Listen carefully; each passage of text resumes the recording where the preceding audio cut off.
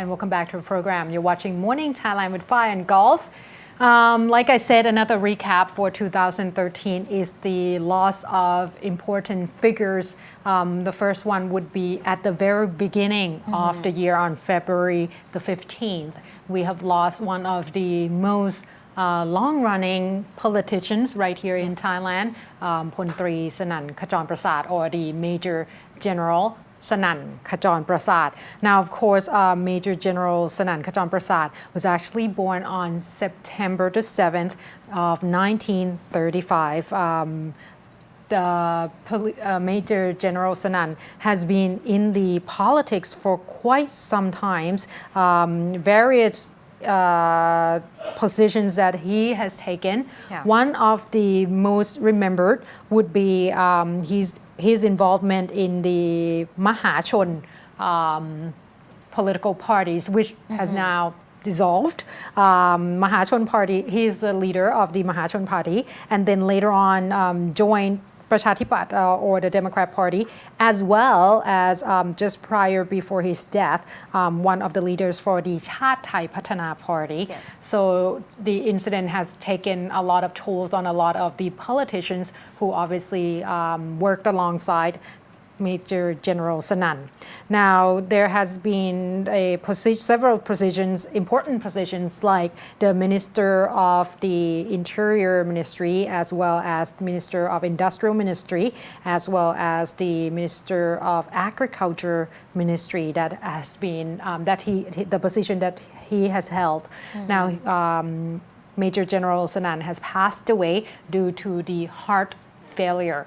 So as you can see there, that is Kun Banhan Silapat Acha, one of the politicians that has got a chance to work alongside him. There's a long history of his work because he has been in the position for quite some times during the time, for example, of Kun Samak Suntharavet, who passed away earlier as well, the government, as well as the government of Kun Somchai Wongsawat, as well as the government of Kun Apisit Wechachiwa. So as you can see, his long list of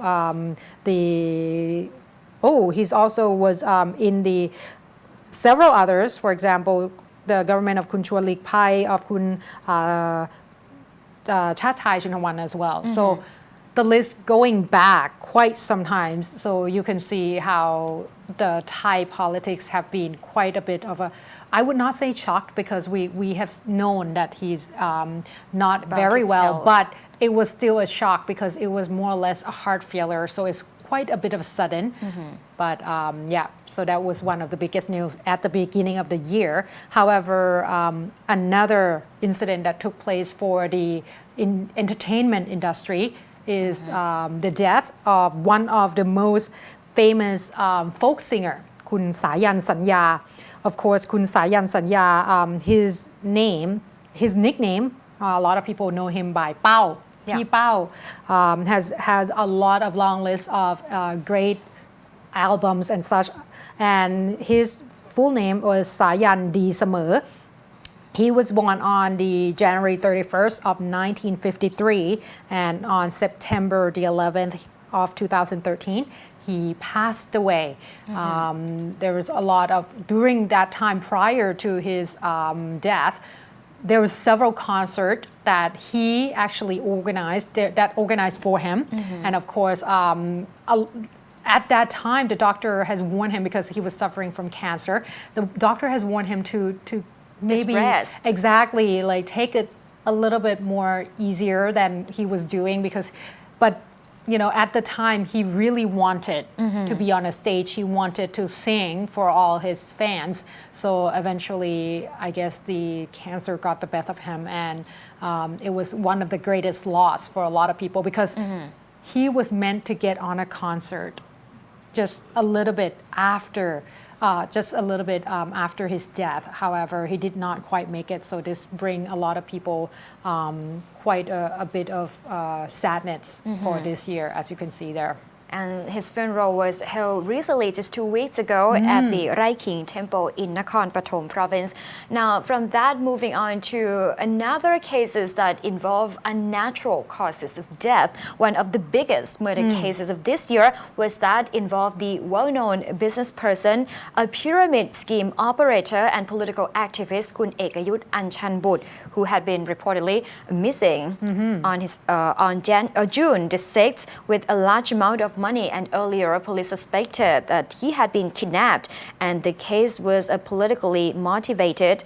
The murder of high-profile investor and Thaksin regime opponent Ekayut Anchanbut has come as a shock to the public as well, especially his supporters who are familiar with this whistleblowing exposes of scandals implicating the Chinawat family on his Thai Insider website, which has been already closed, and including the Four Seasons Hotel incident involving Kun Yingluck Chinawat, the Prime Minister.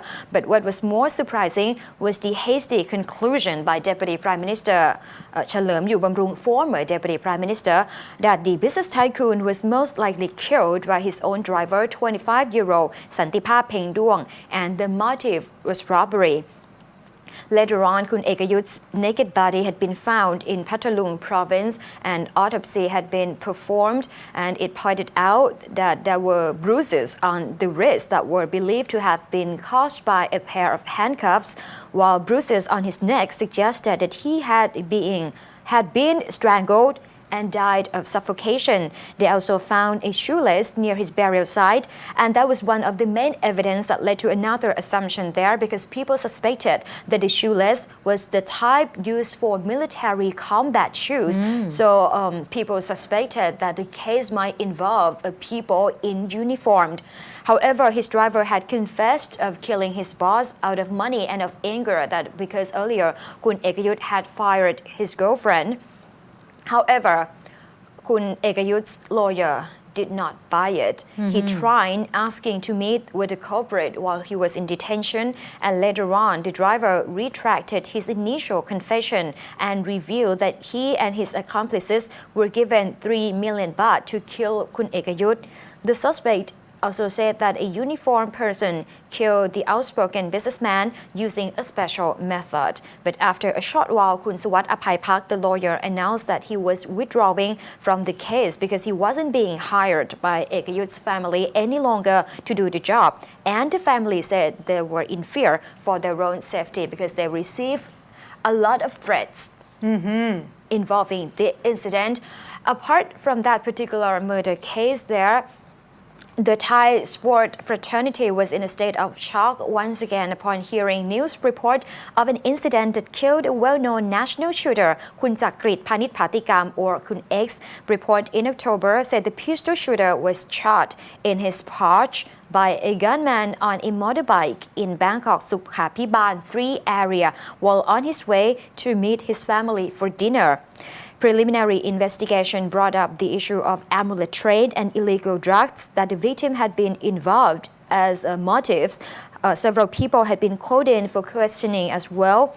However, luckily, CCTV camera had been able to capture the first suspect, who claimed that he was contacted in September by a man named Santi Thongsem, who also gave him a gun. And the fee for the job was 100,000 baht. Kun Thawatchai Pechoti was also hired for 100,000 baht as well to ride a motorcycle. And the suspect said he did not know Kun Jakrit before, and the orders were simply to kill the driver of a black Porsche with a Bangkok license plate 2223. Investigators had been connecting the dots, and a few other people had been called in for interrogation as an accomplices in the case. Finally, police had issued an arrest warrant against Kun Surang Duang Jinda, Kun Jakrit's mother-in-law, which is, it's like turning all the cases into other way, because Kun Surang later admitted that she was a mastermind of the murder plan. She said that she had been looking for ways to kill Jakrit because of his violent domestic behavior and that he frequently assaulted her daughter. So she planned the murder just to protect her daughter and her family, and that matched with earlier information that Kun Chakrit was reportedly seeking help to deal with anger management problem. After police charged him with multiple counts of domestic violence, his wife, Dr. Nithiwadi Pujarenyot, denied being part of the plan. Her family said she only learned about it at her husband's funeral.